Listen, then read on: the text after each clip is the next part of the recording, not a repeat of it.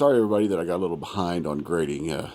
Things got really, really busy with the beginning of school for me and my classes and everything. Well, I just teach one class, but a lot of stuff going on and couldn't quite get everything done that I meant to get done. But I am caught up. We are current with everything as of today.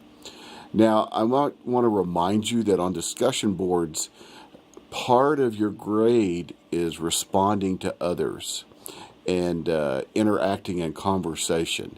So I'm looking for at least 3 times for you to respond to your fellow class members. Sometimes I usually mean to try to engage more with you during this discussion. Just was really, really busy. But look for me this week. It's a little slower, and I do have a few days off, which I'm going to be in Minnesota with my grandchildren, but I'm still going to be tracking everything, and I'm gonna join a little bit in the discussion board this week with you. So look for that, and be sure to actually jump in conversations. In fact, it would help if maybe we started these conversations a little bit sooner than the weekend too. So feel free to just look at it and give your 2 cents in, do a little bit of work in it and everything. And I know we're all busy. Every single one of you has a real job too, as well as trying to work on this. And I totally understand that. Same situation when I went and got my master's degree. But try to engage a little more because, like I said, I'm looking for you to respond at least, arthritis, 3 times with your fellow class members. Grades are looking good. It looks like everybody's gotten into the flow of the quizzes, which is good. I was a little worried the first week.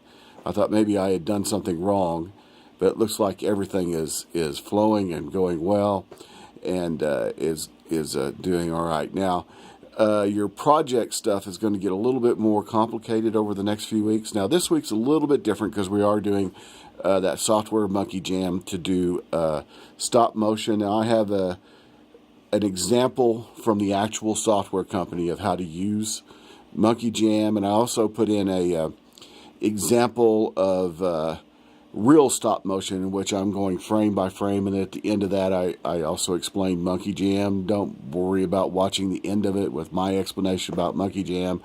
Theirs is so much better than mine, but I did want you to see some of the processes of actually doing stop motion animation. So watch that anyway, because it's kind of interesting, because you may want to experiment with that, especially if you're in a classroom doing elementary through high school.